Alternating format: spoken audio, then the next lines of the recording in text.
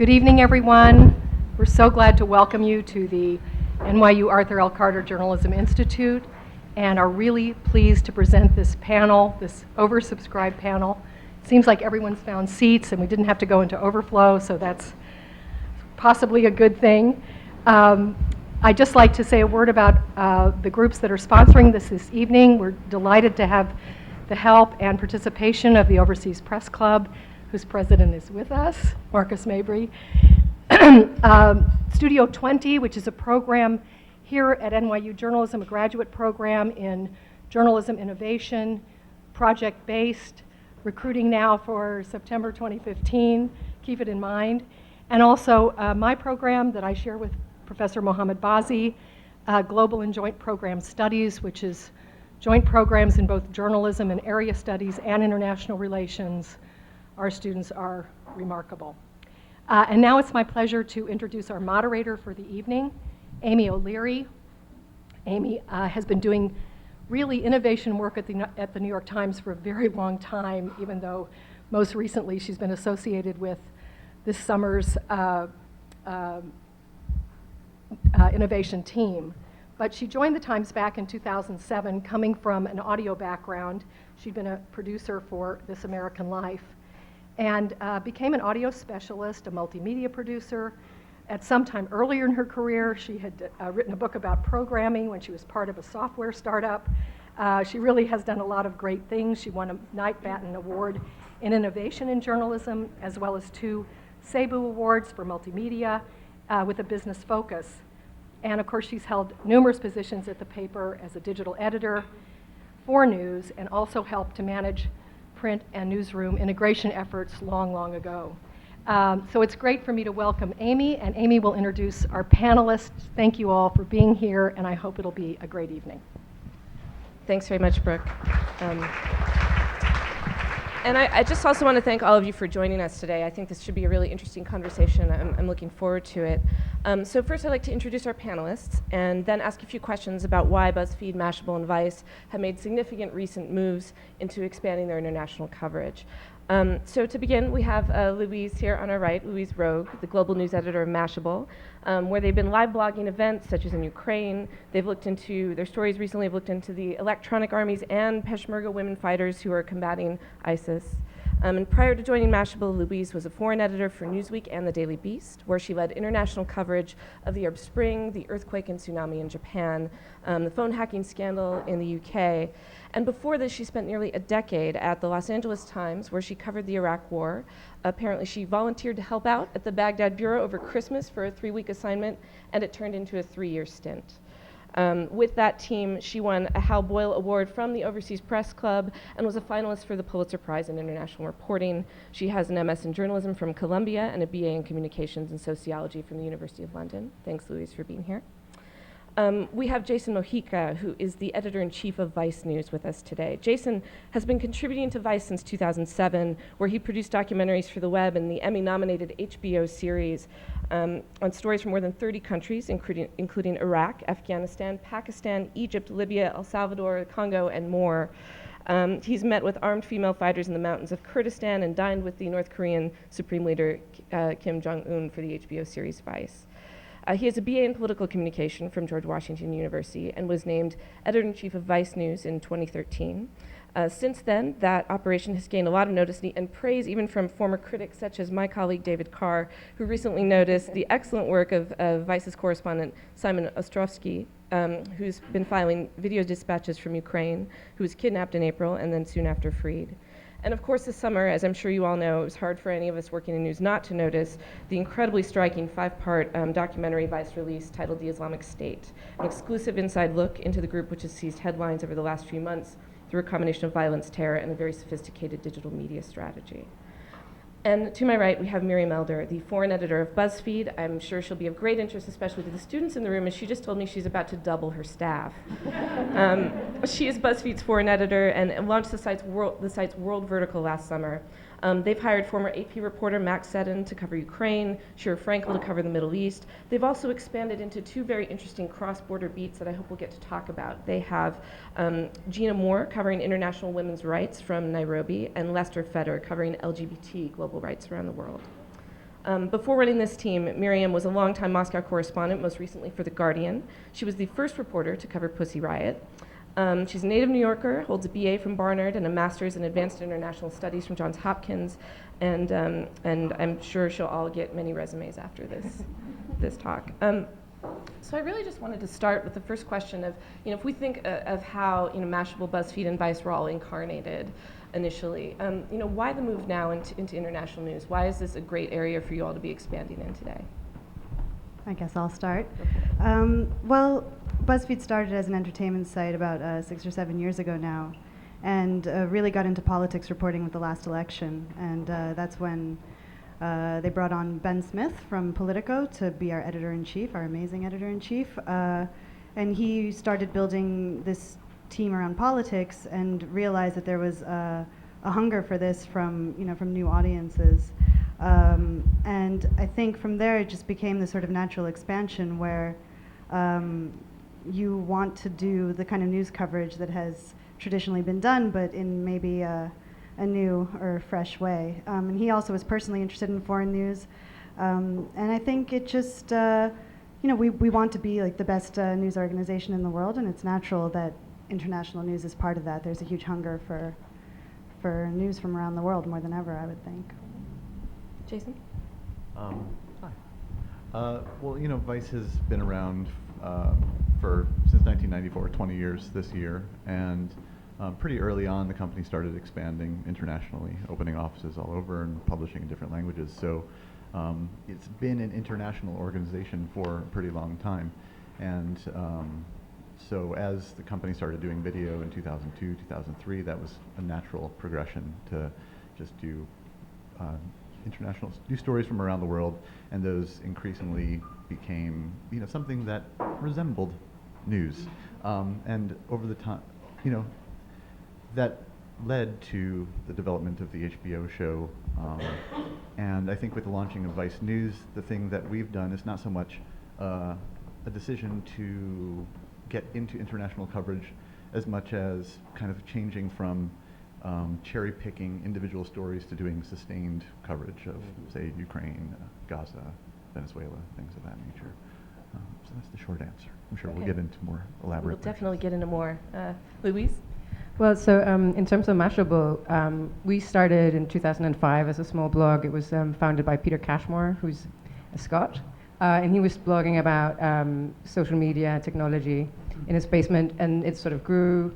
But that was always sort of the core of our business, was social media and tech. And last year, they brought in Jim Roberts, formerly of the New York Times, to head up sort of more of a traditional news operation, and they then hired me in earlier this year. I think what's interesting is, all of these stories that we talk about, what I sort of notice, I'm just coming back from sort of live covering the Scottish vote tonight, and it's just great because you're watching the world through social media, reporting on what's going on in social media, and social media, of course, is also a platform. So for us, it's sort of it was an obvious kind of expansion, I think. I really think that when you look at something like ISIS, Islamic State, and their social media strategy and so on, like we have, I think that all three of us have been sort of early on to cover that story because of the space that we're in. And so I think for our audiences, I think there was a realization that people don't look at the world in these silos. It's not like, oh, I'm only interested in social media. It's like, I'm interested in a lot of different things, and social media is just a part of that, and the world is a part of that, and we all exist, on social media in the same space. That's one of the things I find perpetually fascinating, is that, the State Department and their PSYOPs operation is in the same space as the Islamic State and their PSYOPs operation and us, and we're kind of talking to each other in the same space. So for us, I think that's like sort of like also the sweet spot in what we like to cover. I was looking back into the archives of the Digital Stone Age back in 2011, and Vadim Levrusik, who was then the social strategist for Mashable and is now at Facebook, wrote at that time, "What we've known as the role of the foreign correspondent will largely cease to exist in 2011. As a result of business pressures and the roles that the citizenry now play in using digital technology to share and distribute news abroad, the role of the foreign correspondent reporting from an overseas bureau may no longer to be central to how we learn about the world." So that was a prediction in 2011 that was forecasting some very interesting trends in terms of people contributing, reporting on social media. But can each of you talk a little bit about how your news organization uses a mix of both social reporting, people on the ground, staff, freelance to compile your report? Sorry, can I take that since Yeah, you started off with absolutely. Mashable? I did. Put me on the spot there with the quote. I precedes me. But anyway, I mean, I think when you look at our coverage, one of the things I've tried to do is do a mix. I mean, a lot of stories come to us via freelancers. Now, that's a complicated situation sometimes because, it can be, like, for example, we had the conflict in Gaza this summer. And how do you, as an organization, like, how do you, protect your freelancers and, like, make sure that they have the institutional support? So I think, like, so in that instant, for example, we teamed up with Channel 4 News because I knew they had correspondents on the ground, and we had those correspondents who already had an institutional kind of backing and security and insurance and all that, and I know them, and so have them then contribute to us, and I would just ring them after they did their broadcast at night, and they would say talk about what's been going on during the day, and they would send their tweets and their Instagrams and so on. And you could say that's cheating, in a way it is, but it worked out really well, I think. But we've also done, I mean, we do have freelancers that we use. Most recently, we have a fantastic freelancer, Emily Feldman, who has been doing great work for us in Iraq, and I strongly recommend you go to Mashable, find Emily's stories. They're incredible. She just had a story this week about a woman, a Yazidi woman, who escaped after having been basically sold into slavery into an ISIS emir. And it's an extraordinary story. And this is like a classic, it sort of goes against that quote because it is in a way like a very classic sort of on the ground report.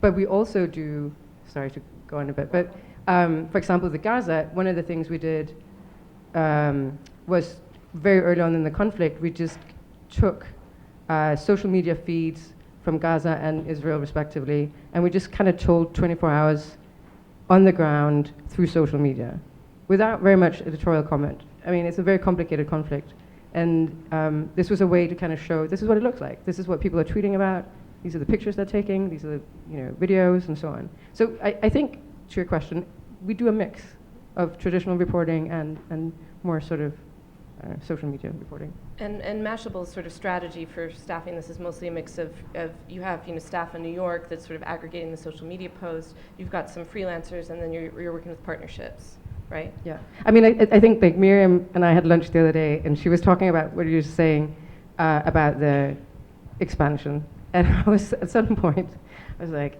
Miriam was talking about her expansion. I was like, oh, wow, so you're opening that many bureaus? Oh, great, good for you. Like, we are not in quite the same space. We are opening some things, and please send resumes, but maybe not to the same extent. But so we have to figure out a different strategy. How big is your? So right now we just opened an Australia office, and we're about to open a London office, and more to come, more space. So maybe Miriam, then, how is that mix working at Buzzfeed? So I'll give one example. I'll talk about ISIS, because I guess that's what everybody's talking about these days. But I think like a couple of stories that we've published recently show the two-part strategy.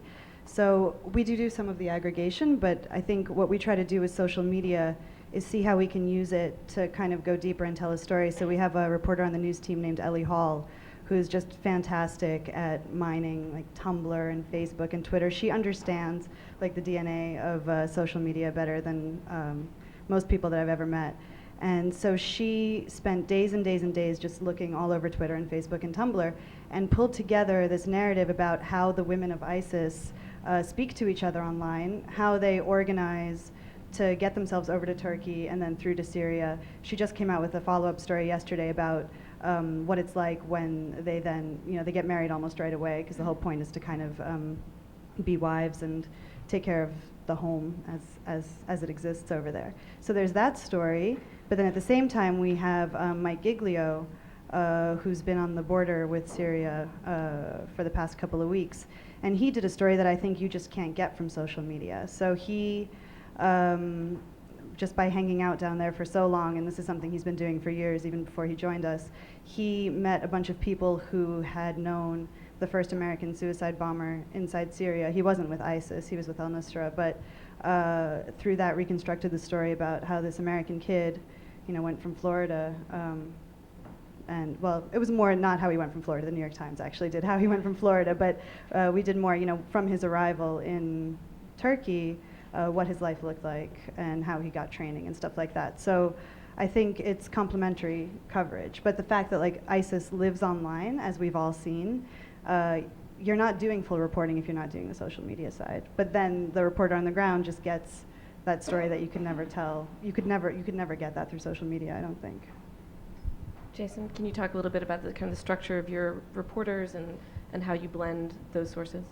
Sure. I mean, and going back to your quote, I think it's an interesting prediction, and certainly there's always someone very cynical about the death of foreign reporting.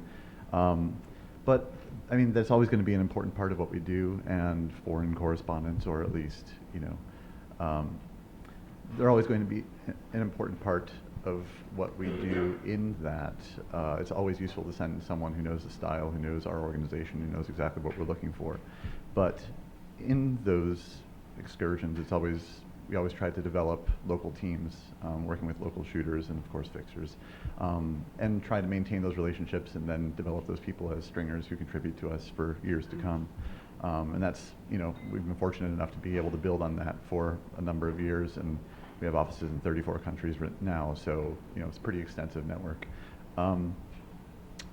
So yeah, I mean, for an example, in Gaza, we worked with a kind of a combination of our own producers and shooters, as well as local journalists in Gaza, and who continue to file for us now. I'm not sure if I'm answering your question, but those are just a few examples.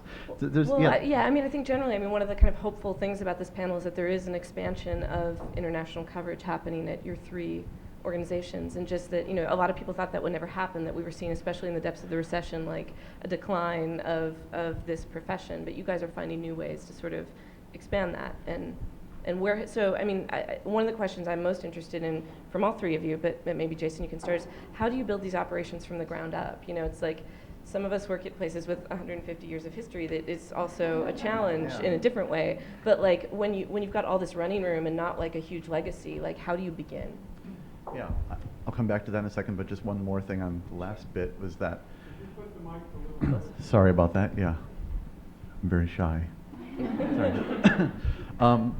Look, we launched Vice News in March, and we launched earlier than planned because our mutual friend Simon Ostrowski was on the ground in Crimea, and things were getting very interesting there. And suddenly, every cable news network in the country was calling us, trying to get Simon on the air, and it was great. We were really excited about the free publicity, but at the same time, we were kind of taken aback because we realized, oh, they don't have any reporters there. Or like in the case of some cable networks, they don't have any reporters. They're just like they're just actually in studio. They're studio networks. And it was really great to have everyone heralding Vice News as this up and coming innovative organization. But it was a little odd to realize that the innovation was sending someone to a place where something is happening and having them report on something. So I mean, I'll take the credit, I guess, for coming up with that brilliant idea. Well done. Thanks. Now I forgot your other question. Which is, how do you start? Like, so, okay, you've got this correspondent there and all the networks are calling you, and you're like, okay, we have to launch a little sooner than we think. How do you then build the rest of the operation out from scratch? Well, okay, so that's a very good question, and I think, news has for a long time been a part of what Vice has been doing, but since the organization decided they wanted to launch a standalone news site, everyone got together and goes, okay, well, how do we do that? And develop some big org chart. It's like this fun daydream scenario where you're like, okay, we need 15 editors and 25 bureaus, and then someone does the math on what that all costs, and then it all gets crumbled and thrown in the trash. So, I mean, instead our approach was kind of starting with a skeleton crew and really just starting with the smallest number of people necessary and working them to death, as some of them are here, until we realize where the stress points are, what we're missing, what we need to improve. What we need now is 2 people on the news desk. What we need now is someone just constantly covering the Middle East. What we need now is someone on covering socials, as a beat, and things like that. So it's been a careful but rapid growth based on what it turns out we need. Okay. Has that been similar for? I mean, I think the great thing about not working for the New York Times is you don't have to cover everything. Like, I get up in the morning and I can, in consultation with everybody in the office, we figure out what is the story that we want to, where do we want to, put our stake. What's, Ukraine has been, I think for all 3 of us, it's been an important story. There was a great moment. I also think, because this is not, I'm very bullish on future of journalism and foreign reporting, and I think this is not a zero-sum game. It's really not. It's all boats rising. And I think the way in which we complement each other, the way in which Vice does something that we're not doing, and it's different from Buzzfeed. There was an interesting moment in Ukraine earlier, I guess a couple of months ago, and a Buzzfeed reporter and the Mashable reporter and the New York Times reporter both came across some documents left behind by Strelkov, one of the pro-Russian leaders, separatist leaders, and it was sort of it was a great find. It was great reporting. It was great on-the-ground reporting, and they, between them, figured out how do we divvy up the story, and we publish at the same time. This is something they came up on the ground with them, between them, and they, we were sitting back in New York, and we were waiting for them to give the go-ahead, and then we can press publish. So we all 3 published 3 different stories at the same time. Well, that was a really interesting moment for me because, for the reader, it was better because you've got 3 different, very distinctly different stories, and it just worked out for everyone. So I am bullish. I really think it's all boats rising. Miriam? So I guess it's a little different for us because we don't really work with freelancers, particularly in danger zones. We just simply won't hire freelancers. So I've been focusing on building a staff desk. So it kind of started with what am I interested in? I spent a long time in Russia, so obviously start with Russia. Luckily, Ukraine became a thing, and then the Middle East, and you start there, and then it starts by, I guess, just kind of this running around ideas and where you want to have coverage. And then I think the way that we're trying to do it is, the idea of the foreign correspondent back in the day, I'm sure you guys have all heard this 1,000 times, is the guy in Paris with a massive apartment and has 2 kids in English school, and it just costs a hell of a lot of money. So we just kind of keep it really basic. We don't You just don't hire people with kids? No, definitely not. We hire everybody. But we don't rent offices. When they travel, even when I travel, when I go to DC, I stay with a friend. It's being very, very conscious of building that into the culture of the place, I think, where if we can keep things to a minimum, we can spend more money on things that are important, which are A, travel, and B, security. And everything else is kind of incidental. So that was sort of in terms of the structure and how you figure out what you need about staffing. But what about kind of figuring out the ethos of your desk and getting everybody on the same page with what we're doing and what your mission is? All of you have worked in traditional news organizations. The Guardian, the LA Times. You were an intern at CBS News, right? And what things from those experiences do you want to bring and inculcate into the culture? And what things are you happy to shed and leave behind and reinvent? May I? Yeah. So one of the questions that I'm always asked is, oh my God, BuzzFeed must be so different from The Guardian, right?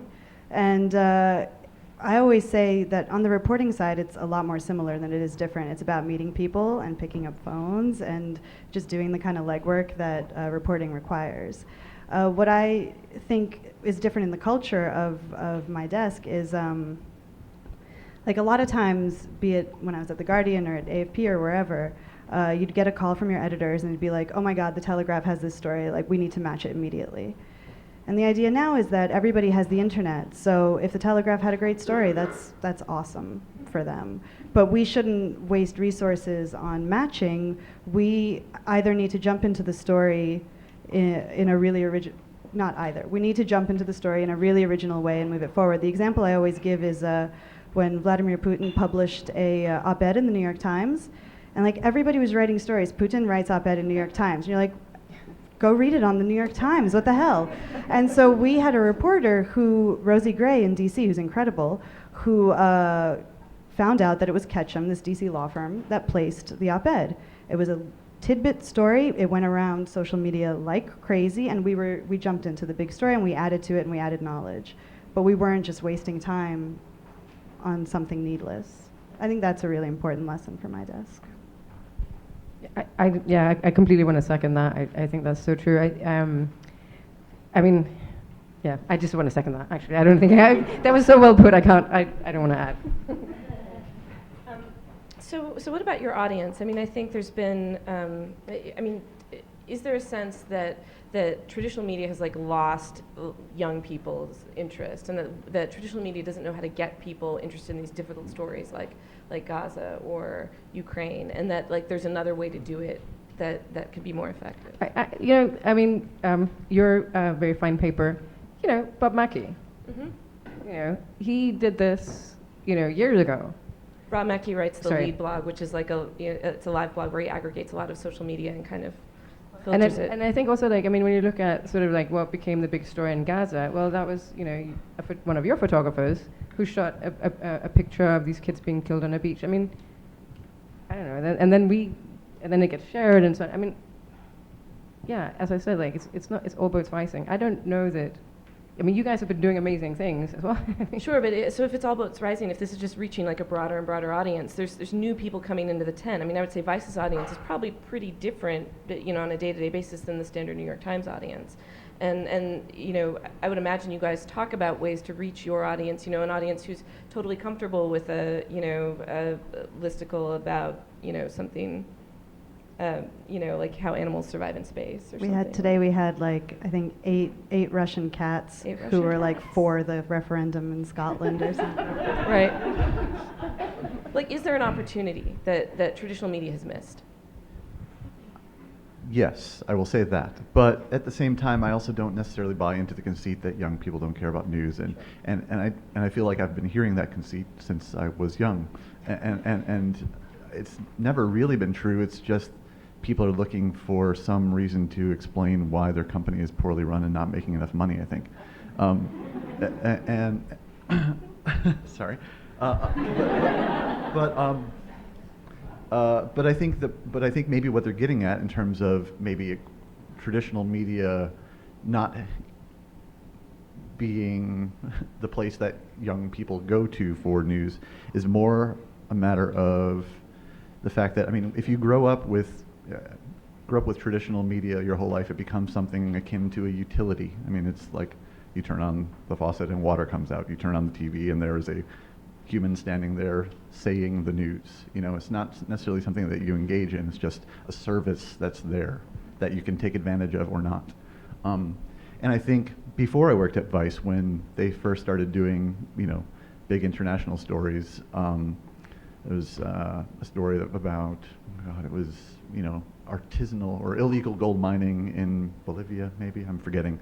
But it was the first time that I noticed that I identified with the person who was on camera rather than just seeing them as a professional who was in this dangerous place doing this quasi-dangerous thing because of course they are a professional journalist and that's what they do. It was the first time where I actually imagined the place and thought about actually going down that mine and really just kind of immerse myself in the story. And so that was something that I think drew me to Vice. I think sorry. No, I meant. I think there's two things here. I think there's something about storytelling, and then there's something about distribution. Distribution, as Miriam said, we're all on the internet. The New York Times does too, and does amazing things on the internet. I think, but storytelling, as Vice has shown, there's a different way of storytelling. I think we're nimble. If I say, oh, we're going to do this, it takes 2 minutes, and it's done. And it's there. And I think, so that I think we have in terms of storytelling, a certain nimble quality that I think, that I love doing that.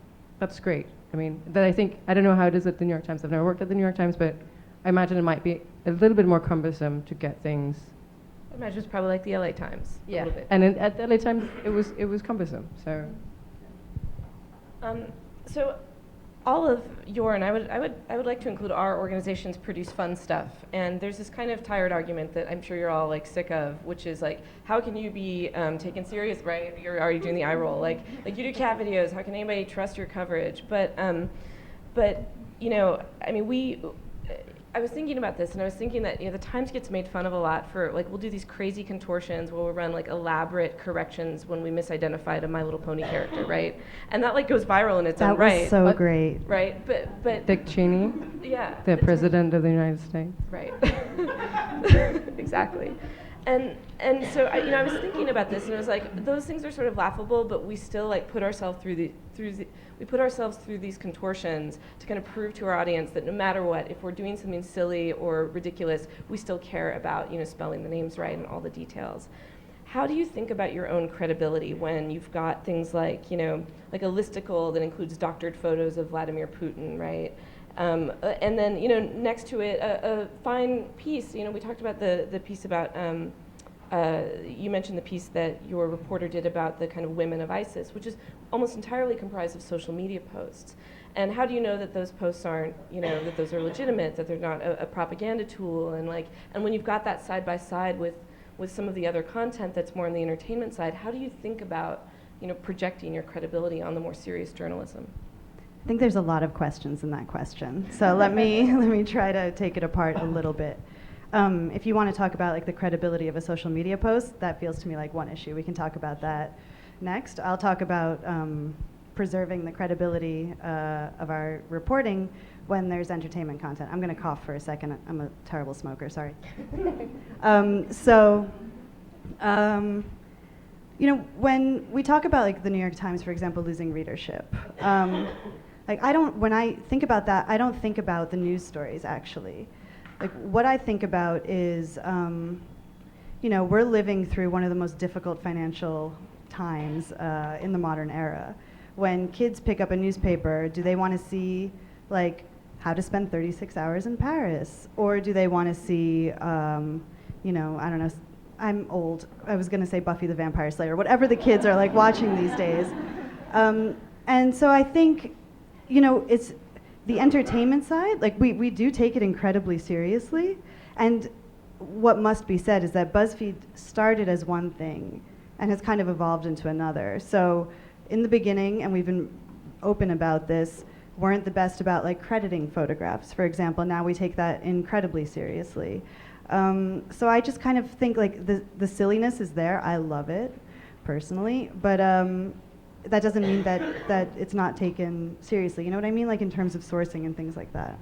I don't know if that answers your question. I guess it's more like if you're you know working in your newsroom, like how does do people feel like they have to project, you know, a different kind of credibility on a news story? No. Or do they feel that the audience is totally sophisticated to the point where they know, okay, this one I should take seriously, and this one has got some stuff that's made up in it? See, like I think the question maybe isn't coming from the right place. Like if you look at the innovation report, for example, like page one is dead. We kind of function from that belief where not very many people are going to BuzzFeed.com. You know, most of our traffic comes from social media. So it's and I think this speaks to your question earlier too about how do you win readers. We're not expecting like brands' loyalty as such. So it's just this constant struggle to break through either with news or with cats That, to like, the audience. every post has to totally stand on its own merit in isolation from the other work. When I write a story myself, when I assign a story, I give zero thought to what's on the website, to what the animals vertical, which we do have, which is awesome, what they put out that day. You know, I just don't think about it. I think they coexist side by side in like this beautiful space of BuzzFeed. Or do you think that the credibility is conferred more on the author now? That it's more the brand as the individual journalist, like you're looking at Max rather than the BuzzFeed brand saying, oh, I know he's really good on Ukraine. I think that's part of it, and maybe then it reflects back on the organization. But you know, when I find the easiest way to describe BuzzFeed to people who maybe aren't familiar with it, which happens, you know, when you go abroad, is to me, it's more like a TV station, you know? So one day, you know, at like 8 o'clock, they'll have The Simpsons, and then at 10 o'clock, they'll have the nightly news. Does the fact that there's The Simpsons like affect how you think about the nightly news? It doesn't affect how I think about the nightly news. So that's kind of how I think about it. And I think that in terms of the reporting, you talked about social media and reporting and veracity. I mean, I think for everything we do, it's the same principles that apply. And I think Miriam mentioned that earlier, like, you still go through the same reporting process. You have tools now, there are different tools like Storyful and Geopedia and various kind of technology tools that you can use to verify. So for example, when we did the Gaza, which was, you know, God, there's a conflict that really sort of invites a lot of scrutiny and a lot of like trolling and a lot of all that. And then so it becomes enormously important that you know, that you try and verify as best you can. And then the great thing about, you know, you can be transparent. Like, we're super transparent about our methodology. Like, again, maybe unlike the New York Times, like, you don't get a sort of like that kind of meta explanation of how they got the story, but we very much try to do that. Like, this is what we know, this is how we got it, these are the sources, this is all we know.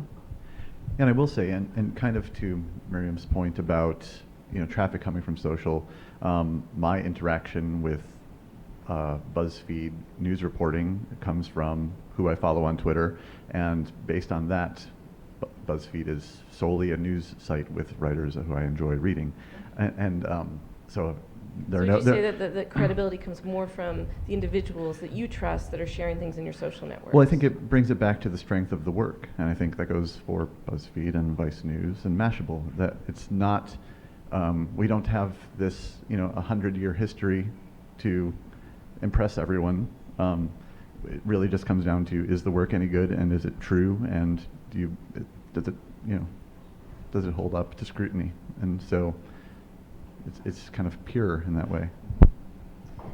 Historically, foreign reporting has always cost more to produce than it provides in direct value. And one foreign correspondent I know who writes for a similar kind of digital news organization, you know, I was talking about the panel, and he said, well, how far do you think these organizations are willing to go to produce foreign reporting if in and of itself it's not profitable, if that turns out to be the case? He was like, does it become charity? And I know that Ben Smith has answered in interviews that it's absolutely not charity, that like the focus is that it is shareable and that the things that are successful are shareable. So what is the overall aim here? Is it about sort of, you know, is it profit? Is it conferring legitimacy? Or do you guys have some totally secret sauce to make bank off of all this that you're going to tell us now? Please tell us. I have the secret, but I'm not telling. I mean, I think it's like, again, it's like not looking at things in these kind of silos and saying, oh, you know, I mean, yeah, I mean, foreign reporting is expensive, but I mean, for one thing, as Miriam said, like, we do it in a different way. There's not a parish bureau, so like, it is cheaper in that way. But it is also about like looking at the sum total of the coverage, and I think it's bringing new audiences for us. It's bringing new audiences to Mashable, and then teaching, well, not teaching, but you know, showing the world to an existing audience. So I mean, to look at it in these very kind of narrow terms, I don't know. But aren't I'm those not trying. the I terms that, agree like, with if like times get tight, right, and the venture money stops flowing or something, and then like, you know, or the advertising money drops off, like, then isn't somebody eventually looking at the bottom line going, wait, this thing is really expensive, and over here the biggest ass in Brazil video actually did 4 times as well But, you as know, the I mean, I ISIS think like video. there's a presumption in that there's not an interest, or that there's not a lot of traffic in foreign. Like, what I was, because it was one of the conversations I had with Jim before I started, was like, oh, going into the metrics and like how, you know, because my assumption was that, you know, that this was not going to be, you know, traffic drivers.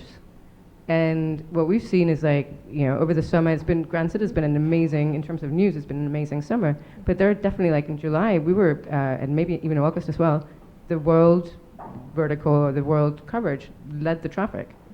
You know, we're on, you know, on track to get the best traffic month ever. And in part, that's because of world news. So I think I just disagree with that, with the kind of basic premise that there's no traffic in foreign. I'm not saying that there's no traffic in it, Right. but if it, as a you know, kind of vertical within your organization, is less profitable than another vertical, do you feel like there's a commitment to continue it? Absolutely. Yeah, I mean, you never know what's going to happen. It is incredibly expensive, but the sense that I get from our CEO, from our editor-in-chief for sure, is, this isn't just about like bringing in eyeballs or bringing in dollar bills. It's very fundamental to what we see BuzzFeed as being and becoming. But of course, I mean, it's really expensive. Who knows? Right. Yeah, and I think for us, we have a bit of an advantage in that, it's a long-standing international organization, and because we have so many verticals from music, sports, electronic dance music, and we're, really quite good at leveraging production teams and capabilities across those verticals. So basically, something that may look very expensive doesn't necessarily have to be. So we talked a little bit about the mechanics of like growing and building these news operations, but in terms of when you all started or when you were assigned to your new job, what were you most excited about reinventing? Like, what traditional practices do you think were had the richest area where you could come in and really do something different and remarkable? I'll start. I loved launching these thematic beats that we have that we hope will get a few more. But just this idea of like looking at the world in a really different way. Because one of the challenges is, you sit there and you think like, how are people going to like really read a lot about, let's say, a certain part of the world that's not at war, not in crisis, and how can we focus the attention there? And the kind of natural thing was like looking at the gains that LGBT activists had won here in the States and thinking, this is like an audience and an organizational capability that we can like capitalize on and point that attention outward. And it's just been awesome. It's been awesome to be able to write about places like, I'm not sure that, we just, right before I left, we just published like a 1,600-word story on like the politics of South African support for like LGBT rights in the UN. I mean, it was fascinating. We wrote, excuse me, smoking, sorry. Our international women's rights correspondent, who's based in Nairobi but goes all around the world, she went to Sweden and did like she did a 4,000-word story on sex work legislation. It got over 500,000 views, and we can judge we have metrics to see where people read to, and people read most people read to the end. So it was really fun to kind of reconceptualize how you look at the world, and then to see it be so far, knock on wood, successful has been really fun. And are you planning to expand those sort of thematic beats? Yeah, I'm thinking of a few others. Any preview? Send me your resumes, guys. We'll talk. For us at Vice News, I think the most exciting part has been reinventing or kind of coming up with our own unique approach to breaking news. When we started, we thought we were going to actively avoid breaking news because we didn't really want to spend the resources chasing after getting a bit of information 6 seconds before someone else. So we wanted to kind of just build on what we did really well, which was kind of longer form documentary content. But the dispatches, which Simon has done in Ukraine and Danny Gold has done from Gaza and Central African Republic, that turned out to be something that unique that we could offer, that we could bring to the table. It wasn't necessarily minute by minute breaking updates, but it was a lot more revelatory than, say, the minute and a half package you might get on your evening news show, where a reporter shows up and kind of tells you what they've learned that day. Where our dispatches tended to be anywhere, they were as long as they needed to be. There were 5 minutes, there were 15 minutes, and you get to watch our journalists as they work, as they try to figure out what the fuck is going on in eastern Ukraine. And in that, I think it's pretty fascinating to watch, and you get to see journalists how the sausage is made, really, rather than just them showing up at the end of the day looking all smart. Right. No, I know one of my colleagues on the Innovation Report, Adam Ellick, we would talk a lot about the tone of Vice Video and what it was doing uniquely there that was really compelling. And one of the things I wanted to ask you particularly about is that I found Simon's dispatches from Ukraine to be really interesting, and I particularly thought that like the amount of time, I would come back in the office and say, oh, but the amount of time that they give like the Russian separatists or the pro-Russian separatists to really just talk about like their feelings and like their beliefs, and there's this bravado there, and they're kind of beating their chest, was really fascinating. It was just fascinating to watch, and I was like, yeah, like Vice lets them go on for like 2 minutes with this, and we would cut that into like a tiny clip and say, put all this context around it. So that seemed really fresh and interesting to me. And then I watched the big ISIS documentary, and I saw it felt a little bit similar, right? There's a sense of you guys, were really showing us what was there and like kind of letting that group really present themselves as they wanted to be presented. But at times it also feels like it can veer into this, like we're kind of just showing off their own propaganda. And how do you feel about that tone versus sort of the charge that you're just giving sort of a broader platform to that kind of propaganda? Sure. Well, I mean, in the case of the Islamic State, that was a very unique case, and it comes with, of course, conditions. In order to get in and get out with your life, you understand you're operating under, a very peculiar set of rules. But Can you talk a little bit about those conditions? Well, let me continue. But I can say that what we try to do is reveal as much about that process as possible, so you understand what you're looking at. So basically, you understand you're being brought around from place to place by a tour guide, by press officer, and things like that. So, it may be a little subtle. We don't hit you over the head with it, but our goal isn't to stand there or in voiceover sit there and say, well, this is obviously propaganda. That we kind of have enough trust in our audience to be able to kind of read between the lines. Can I ask how you signal that? We kind of set it up in voiceover that we were given access, and then we introduced you to the press officer, and he, we include scenes where, for example, the press officer is calling ahead to the main office saying, yeah, we want to go film over at the dam. Can you get the guy with the preaching truck to show up, and so on and so forth. And then the next moment you're at the dam, and they're saying, look, this is the dam. This is the terrible thing that's happened to us. And oh, the guy with the preaching truck just happens to show up. And so I think those sorts of things. So can you talk a little bit about the conditions that were, sort of agreed upon for that access to make I'm it? going to pass on that. I'm going to pass on that. Interesting. So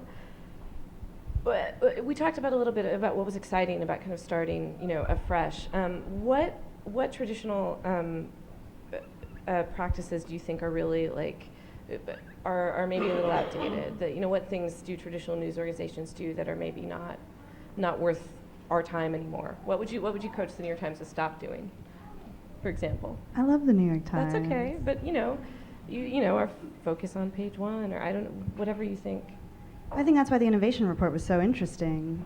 I think recognized like there's obvious like deep knowledge there on like the changes that are happening. I don't know that I would ever pretend to like have the authority to tell anybody, especially the New York Times, what they shouldn't do. I would just repeat what I said before. Like I just don't see the point in matching stories. That's really my main thing. Yeah, I agree. I mean, the New York Times is the New York Times. I think for me, what's exciting, having grown up very much at a paper similar to the New York Times, the LA Times, and then working at Newsweek, both very traditional kind of news organizations, coming to Mashable is to kind of look at the story and say, okay, what is the best? I mean, it's just so simple, but what is the best way to tell the story? Like, is 800 words the best way to tell the story, or is there a different way? Like, migrants, we've had this horrible kind of, all these migrants keep drowning in the Mediterranean, and it's a story we tell all the time, and sadly nobody cares, and thousands of migrants die trying to cross. And I just think like just doing a photo essay with a very short intro and like grabbing that. I mean, we have that luxury in a way that maybe the New York Times doesn't, because I don't have to be the paper of record, so I don't have to write 800 words, and it's great. Yeah, but what's interesting is everybody today was sharing the New York Times story. Yeah, no, and I'm saying, so I agree. I mean, like I think, but so my only point is that there's space for both. Mm-hmm. Like we don't get in each other's way, I don't think. Jason, do you have thoughts on that? No, I enjoy reading the New York Times. I guess do whatever you have to do to stay in business. Okay. so that I can continue enjoying it. It's not the Are Chicago you Tribune. subscribing? Are you subscribing? I am. We have a company-wide subscription. Subscription. I see how that is. Thank you for that support. I reached out to my social media networks to ask what I should be asking the three of you tonight, and by far the most impassioned subject area is freelancers, and this is maybe more for Jason and Louise, because I know you guys sort of categorically don't use freelancers in dangerous places. Yeah. But you know, given you know, some of the events that have happened recently, especially with 2 freelance journalists having been killed by ISIS, many people are just really concerned about what even having a market for freelance journalism is doing to kind of increase the risk for people. I think just today, Agency France Press decided to no longer send freelancers anywhere that they're not sending staff. What is your commitment to kind of, you know, the safety of freelance journalists? How do you think about when you hire them? What kind of training, support, insurance do you provide? How do you consider that? Yeah, well, I mean, we don't categorically avoid working with freelancers. We rely a lot on freelancers as much as on our staff. But to that end, you know, it's really a case-by-case situation. It depends on who that individual is, what their experience level is, what our relationship and history is with them. But also we treat them as our own. They're, you know, fully insured, and we make sure that they're people who have had the appropriate hostile environment training and things of that nature. So, you know, the moment they become a freelancer for us on assignment, they are our responsibility and share the same benefits as any of our employees. So. But and like the announcement today, you know, there's sort of this idea that if news outlets are paying for people to go to these difficult places, that it will cause more people to kind of pick up young, maybe inexperienced journalists. I think Vice even ran a story about someone who did this, but then regretted it because it was super dangerous and he didn't get anywhere with it. And you guys made the point that after the fact that you didn't send him and had nothing to do with it, you were just putting his story out there. Yeah, it may have been the Vice.com, I'm not sure. Okay, so they're totally separate from Vice. Well, there's a separate editorial team, yeah, so I'm Right. just saying I'm not familiar with that story in particular. Right, but there's this idea of like, are we creating a market where freelancers who have few other opportunities to kind of prove themselves in the international arena will take excessive risks?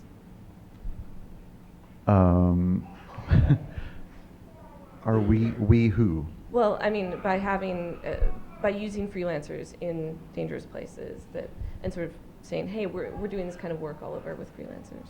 Yeah, it's kind of a chicken or egg situation. I mean, I think, like I said, we don't work with someone just because they kind of dial us up and say, hey, I'm gonna waltz into this, you know, dangerous place and get you some amazing photos for $75. You know, it's not like a great deal. It really depends on who they are, and again, their experience level. Do we know them? Do we trust them? Have we worked together before?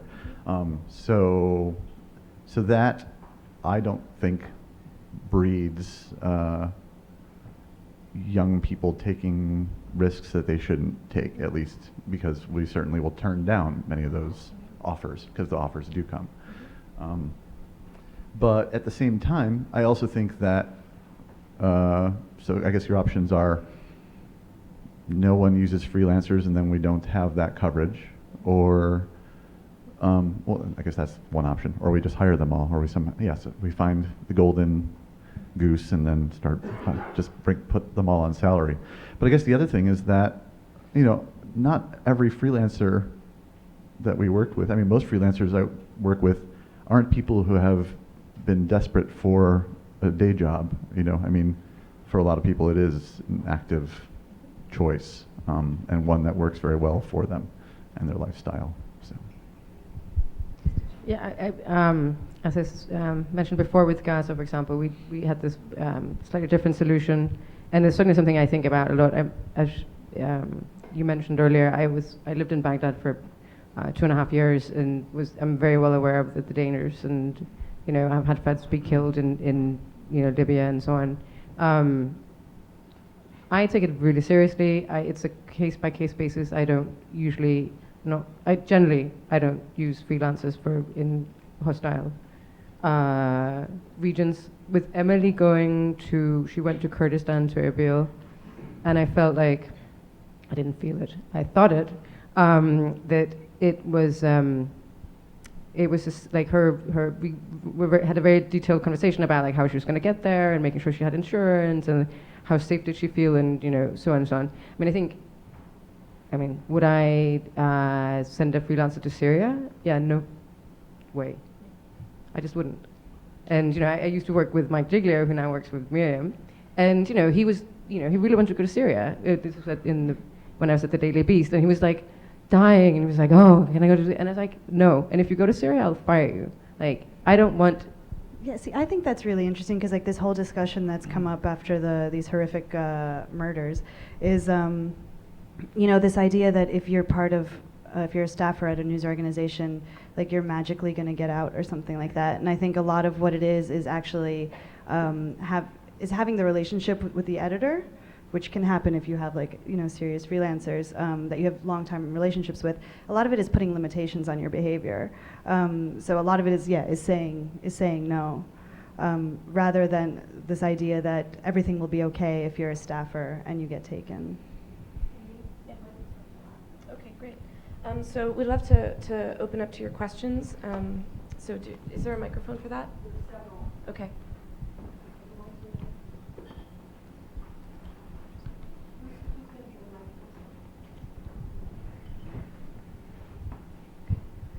Great, so who has a question? We'll just ask you to please wait for the mic so that we can put it on. Oh, we're filming this? Is there? Yeah. Hi, this question for Miriam. I don't know if this is working. Is it working? Yeah. Okay, sorry. So it's really interesting to hear you talk about keeping costs low, and maybe I'm misunderstanding. So if you can clarify for me, but the idea of keeping costs, I imagine that the staff at Buzzfeed is young, and it comes from this generation that's been hit by the recession, like college graduates that. The average age on my staff is like 33, Okay. actually. Okay. Just on my desk. Elsewhere, it's a different story. Okay. But does the kind of keeping costs low, and you said, when you go to DC, you don't stay in a hotel, you stay with your friends. But is there like a subtle coercion for the staff writers to by signing up to this culture of let's keep our costs low, guys, that there's this pressure for them not to be properly remunerated, to get their expenses? No. Like we cover the whole thing is to keep the overhead low, meaning no office. All of them. Well, we work with fixers, a lot, obviously, but like Max Seddon, who's in Ukraine, has like better Russian than most Russians, and we'll be hiring in China soon, and we'll be looking for definitely a Chinese speaker. If the person doesn't speak Chinese, that I won't even consider them. So I think it's it's kind of thinking broadly about things like that. Well, no office, trying to keep that kind of a thing low, and just don't stay at the Ritz. That's basically all that I mean. They get paid well. They get all their expenses covered. They can use fixers and drivers whenever they need. Just literally don't stay at the Ritz.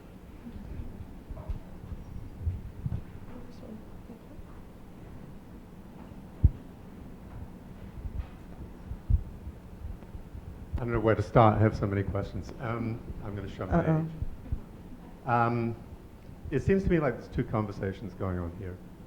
And one is at the level of the value added from the work you do.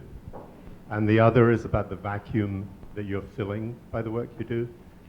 It's kind of in the structure of the panel in a way. I mean, it's like there's the deference to the New York Times, and then there's new media outlets.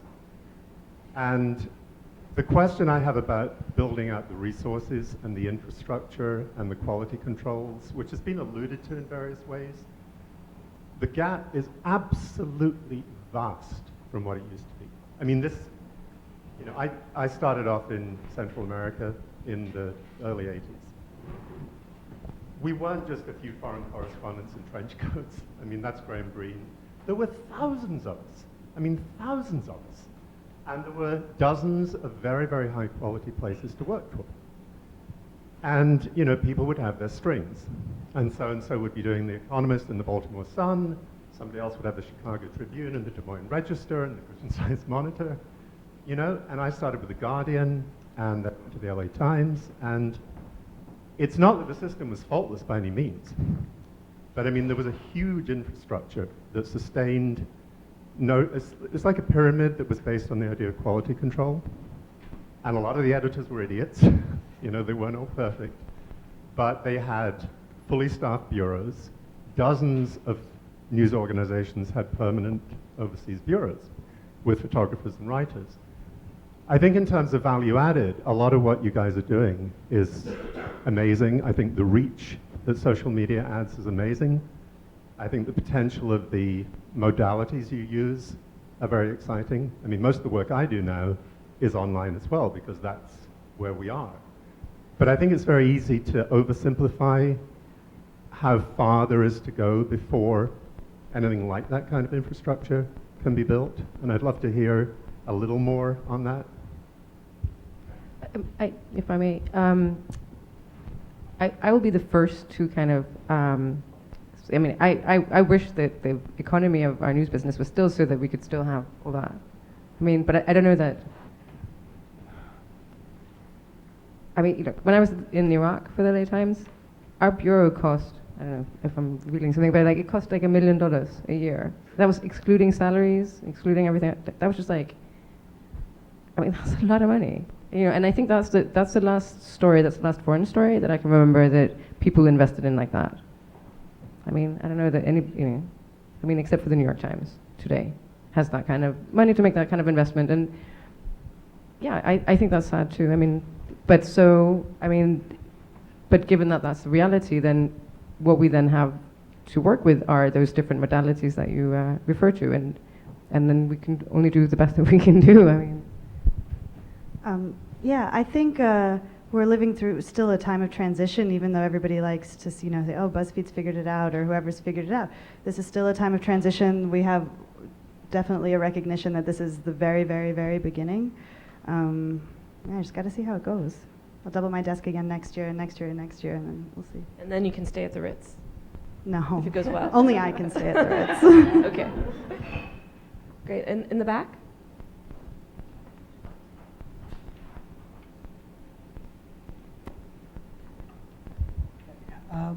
So one of the questions that I've had, one of the trends that I've sort of noticed in journalism lately is sort of the politicization of media.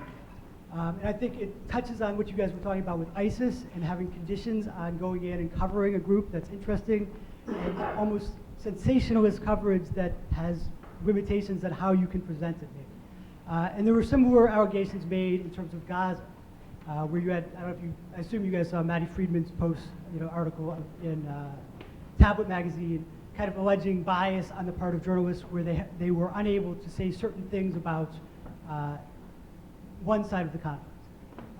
And then having media coming back from Israeli defense forces, as well as even seeing in the United States, the State Department getting involved in criticism of media when they feel like it's crossing a line or they're not telling the story fairly. And it seems that you guys are very much on the forefront of that, so I'm curious on how you toe that line. I'm sorry, I couldn't quite hear the question. And what did you say at the beginning? The politicization of media. Of media. Okay. So as far as the Maddie Friedman thing with Gaza, but how you cover Gaza, how you cover ISIS, and some of these things where there's obviously it's a very political thing in the media. I mean, for us, the approach is kind of like, for example, in the dispatches while we were covering Gaza, it was pretty interesting and also incredibly frustrating for our crew on the ground because the format, the broadcast format is we'll get one guy from this side, we'll get one guy from this side, and then we'll hear both sides of the story, and therefore we are balanced and objective. And for us, it was kind of a day-by-day immersion. Like, one day we were with Israeli settlers, another day we were in Gaza, one day we were with soldiers, and basically on whatever day it was, we were getting heat from the other people saying, "Why aren't you covering the Gaza? Telling the story of Gaza?" And it's like, we did that yesterday. Today we're here, and so, yeah, that's something that I don't think we're ever going to escape that criticism because it really just depends on what piece you're looking at. I mean, we also a few years back did a great story in Gaza. It was called Crime and Punishment in the Gaza Strip. And, it certainly wasn't my intent, but it was shocking to see, the IDF tweeted out as, you should really watch this film, it's really great. Because it really gave Hamas a hard time. And, but then a few years later, we're back there and hanging out with Hamas. So you can't please everyone all the time, and I think that's fine. Yeah, I also think social media kind of presents an opportunity here again. I mean, that you can kind of, what was interesting with with the conflict this time around in Gaza, as opposed to last time? Like last time there wasn't any kind of social media. And I think what was interesting is that people were watching the conflict through the lens of social media. And that, that just allows for then you can see things for yourself. And I think we can kind of allude to that, and we can kind of show it. Anyway. And then the mic can go over there after. Hi. Keep your questions short because there's lots of people who'd like to ask.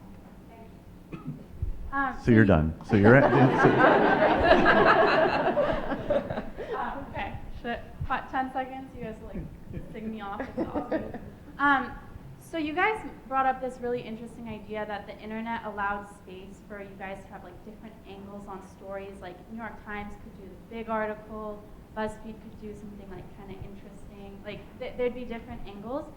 I was just wondering, is there a method to that madness? Do you guys talk to each other and determine? So, the secret of BuzzFeed is the reply all function on Gmail, which is the bane of my life. We talk a lot, and yeah, we're still a relatively small newsroom. So I sit, next to the politics editor and behind the editor in chief, and we're all just constantly kind of talking. Yeah, it's not like I'm sitting there like a tyrant as much as I'd like to, and telling people to do things. And that's what actually I really like about BuzzFeed, is that the hierarchy that I may have felt at previous organizations where I worked doesn't exist to such a great degree. So that allows a lot of young, fresh ideas to come up. Yeah, we're just all talking all the time. And on Gmail, not Slack? Just checking. I don't even know what Slack is. I'm All right. old. I'm the oldest person at All right, BuzzFeed. all right. Over I don't here. know what Slack is. Hi, my question is to the gentleman from Vice. You admitted that the fascinating documentary that you shot on ISIS, and that was widely lauded, including by David Carr, former critic of yours, was done after you had accepted terms from ISIS. And then you said you wouldn't go into what they were. So how would you respond to the accusation that you might be colluding with ISIS, a terrorist organization? And Are you making that accusation? No, I'm asking how you... So it's a hypothetical accusation. It's a question, I think, which You're referring to an accusation. I'm just curious who's leveled it. Well, we're in the business of asking questions. I know. I'm asking you to cite the source of this accusation. It's a hypothetical one that you may be asked, by the way. I'll make the accusation. We have an accuser. So how do you defend that as a journalist, and how would you respond to the accusation that this girl just made right now? Well, I think that every interaction between a journalist and subject is basically an act of combat, in which two parties are both trying to get very different things out of a shared experience. And I think that the folks at in the Islamic State are not dumb. So I have to assume that they have their reasons for giving us the access that they did, and they had hopes and beliefs, and perhaps, again, this is me making a hypothetical. Perhaps they're familiar with our style of work, which is kind of, we're going to immerse ourselves in this story without overt judgment and kind of present what's there. And of course, for us, it's trying to gain access to a seemingly impossible situation. So, over beers, I might, with some folks I know, might be happier to discuss a little bit more of how the sausage is made, because also I don't necessarily want to give away trade secrets. But so I guess that's it. I can certainly say that there is no collusion between Vice News and the Islamic State, as much as there is a bit of sparring and each of us probably trying to get something different out of that. In the back. Hi. This really is also a question for Vice. I think one of the things that you guys say you do is to basically present unmediated news, unmediated information. Oh, get on mic a little bit. No, I just Hold it couldn't closer. hear. One of the things I think you say you would like to do is to present unmediated news or unmediated information. Is that, can you hear me now? Yeah, I can hear you.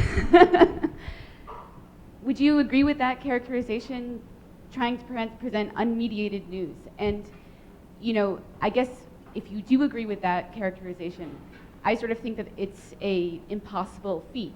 You're presenting something through a video camera, people aren't there, it is mediated. Isn't the value I add agree with here? you, yeah. Isn't Yep. the value add here your analysis and the context and basically the professional work that a journalist does to tell people what these things mean? It's not unexplainable. Yeah. No, I think you've kind of answered your own question.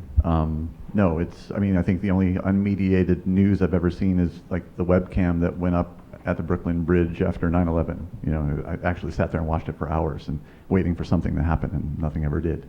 And even then, I guess that's mediated because someone decided to put that camera there and give me the feed. But so, yeah, certainly we can get into philosophical discussions about it. And of course, there are authors do this work. There's a decision what to press record on, where to point the camera, the interactions you have with everyone involved, deciding what to edit out, what story you want to tell. So yeah, it's absolutely mediated.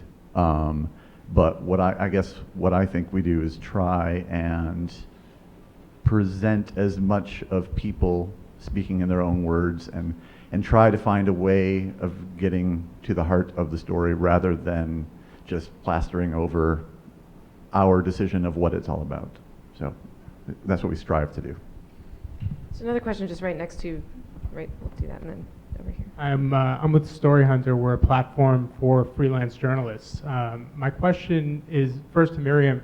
How do you plan to scale your foreign coverage and keep costs low without using freelancers? And why are you so dogmatic about that? And then for the rest of you, I'm curious as to what tools, technologies you use besides email perhaps to source stories and content. It's not that we don't use freelancers full stop. Don't use freelancers in war zones. But to be frank, like at this point, where we are with Buzzfeed, I'm not taking very much freelance work. I've probably taken like a dozen stories, maybe a little bit more.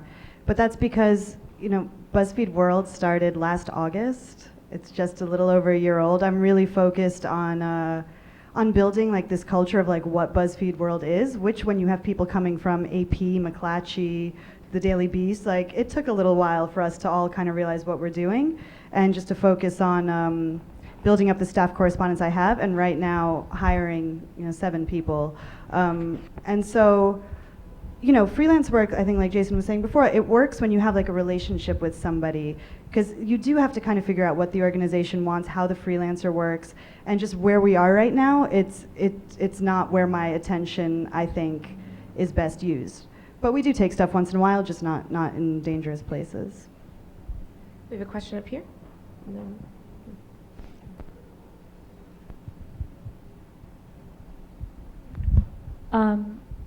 So I guess before online media really took off, we would get a newspaper in the news, or on our doorsteps every morning, and we'd read sort of a diet of news. And I guess my question is, now with this kind of unrestricted stream and access to news, do you think that we run the risk of ending up in these little, insulated information bubbles? Or do you think that that previous diet of news that sort of had a little bit of arts and leisure and had a little bit of world news and had a little bit of policy was just, maybe arrogance on the part of editors? I was looking at you. Oh, okay. Sorry. I do think about that a lot, actually, because I remember being a kid and like reading the New York Times and coming upon like a random article about like the Democratic Republic of Congo or Panama or something like that. And like these days, I'm just not doing that.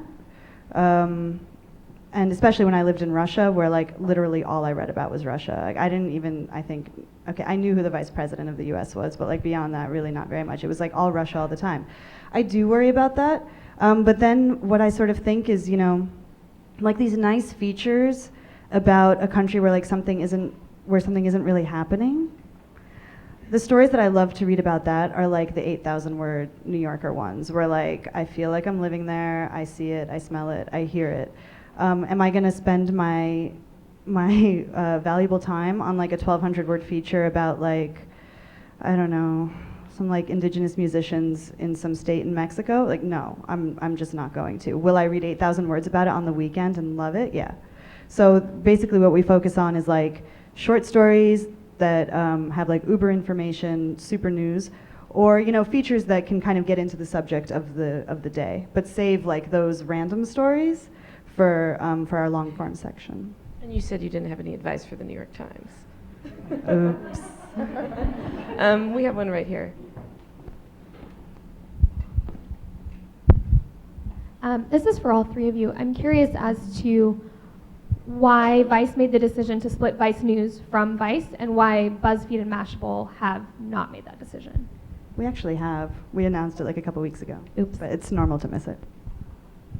For us, it was just kind of a growth strategy. It was just building a dedicated platform to that, and also gave us the opportunity to increase the volume of content in terms of numbers of editorial posts per day, and also scaling up the news video by about tenfold. And also it's a dedicated home for those who want only news. We're not split, so there you go. Yeah, for us it was, I guess like the higher ups think about this stuff, whereas I don't. Like what you asked before about does certain kinds of content influence like other kinds of content. I think it was just to make it a bit more understandable. So we have BuzzFeed News, I'm gonna screw this up, BuzzFeed Life, and then BuzzFeed Movies. So we had like a little reorganization, not a little, serious reorganization. Is Animals Under Life or separate? I think it's under Life. I was hoping I'm it was so separate. bad. I think it's under. There's right here in the front.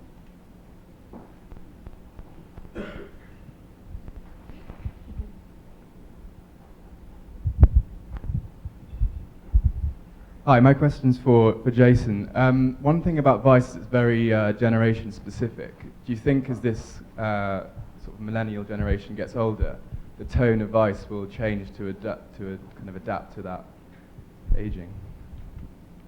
I mean, I don't really feel like the tone of Vice News, as far as since our launch in March, is really anything that is millennial, is particular to millennials.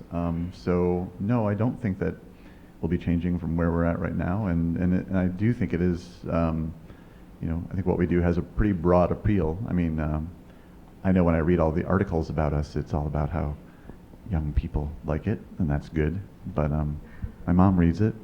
I guess she's probably biased, but. I will say I downloaded your news app. You have a new news app, right? And it said that the other apps people similarly downloaded were Tinder and a bodybuilding app. Are you sure that wasn't just reading your metadata? It could. It's true. I'm trying to work out. There was a question right there. Yeah. I'll keep it short. Do your reporter make a living out of their reporting for you, or do they have to make a combo with other jobs, or report for more than one media?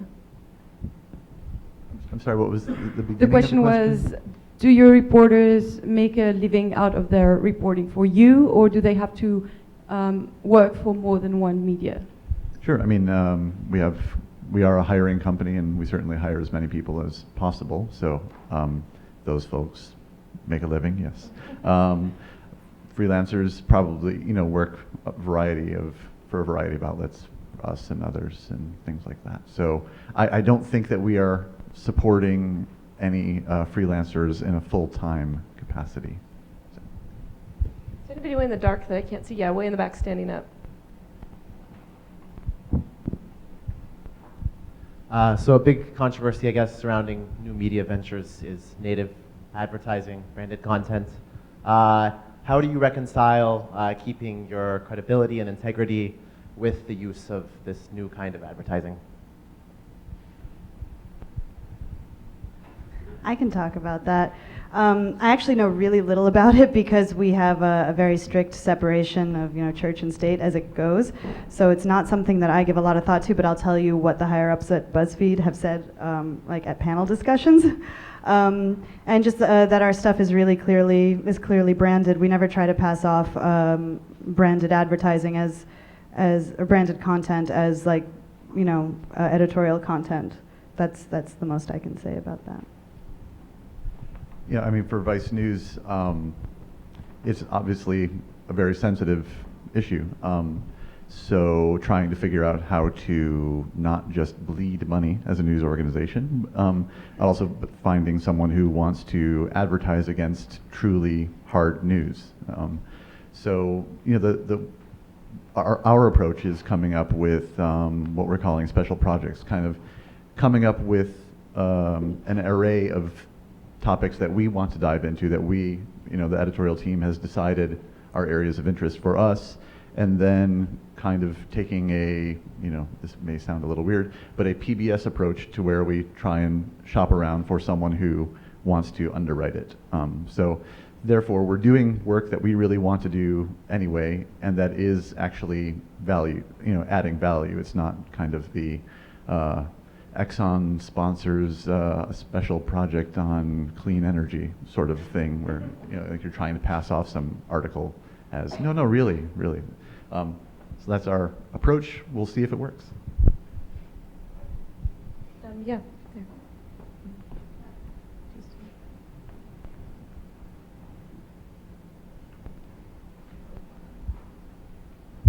Thanks. My question is about foreign coverage. Generally, the way it used to be was that the American media would send American reporters to foreign countries who would half of the time not speak the language. That was pretty much a closed shop. Now we have the internet, we have people who live there reporting on their situation. Is this more of an opening, or is that just something in between? Is this for real, or does it have an impact on how news are perceived in the United States?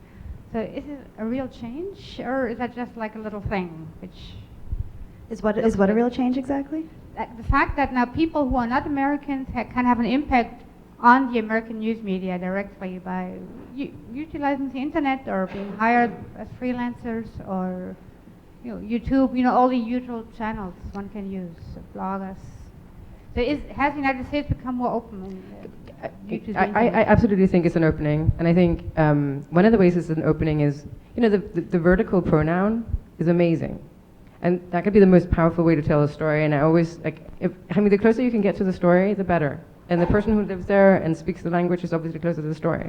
So if I have a choice between somebody who actually speaks the languages from that place, I'd always hire that person before an American. I mean, I'm Danish, so. I think we have time for one more question. You had your hand up for a while. Sorry. Yeah. Right. Yeah. So I was wondering, I was thinking of this when we were talking about the ISIS video from Vice, but this is really a question for all of you guys. I kind of feel like with old media, the New York Times, these big publications where you get a newspaper, you'd read it cover to cover, maybe if you had like nothing else to do, but you would get a comprehensive sort of read of the day's news, and therefore there would be kind of, if there's a story on the, a conflict in Sierra Leone, the publication is responsible for providing all the necessary context for the reader to understand that particular story. Whereas now, as you say, there's the internet, everyone is reading everything, and there's space for people to be reading multiple stories on the same issue from different publications. When I was watching the ISIS video, I felt a little, and maybe I missed some key issues, maybe I blinked or something, but I didn't really feel like I knew where Raqqa was. I didn't really, and I read a lot of news, but this was all quite new to me, and I felt like I was missing essential issues because I wasn't getting enough context. And I'm just wondering how all of you deal with that, knowing that many of your readers are reading a lot of media. How much context do you feel obliged to give what are your assumptions regarding that? Sorry, that was a long question. Yeah. Well, I am sorry. But no, it's in in the space of a video, it's always decision making, kind of like how much information are we going to include, how much backstory, this kind of time. Yes, there is unlimited time on the internet, but attention spans are not limited, so you kind of have to pick your battles and decide what you're going to convey. And I suppose part of it is knowing the medium that we're working in, knowing that a person watching it is literally sitting there at their computer and can look up a few of the backstories on some of these things.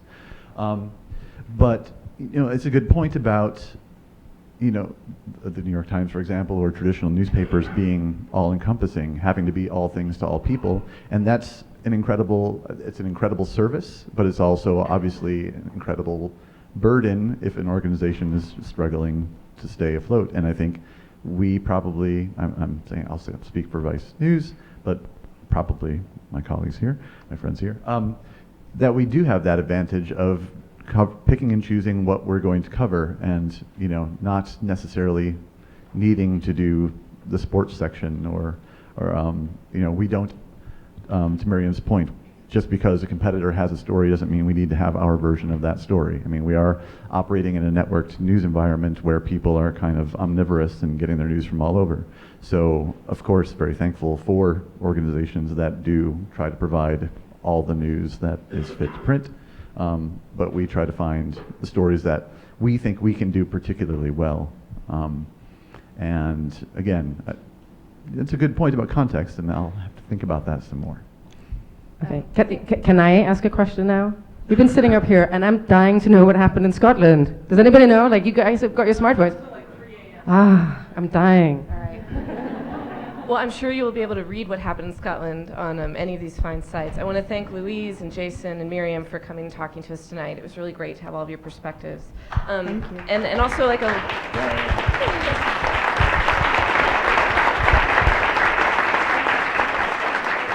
And a last little plug.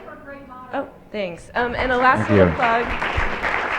For those of you interested in the Overseas Press Club, one of our sponsors tonight, Marcus Mabry, its president, is here, so feel free to see him. And thanks again, everyone. Thank you.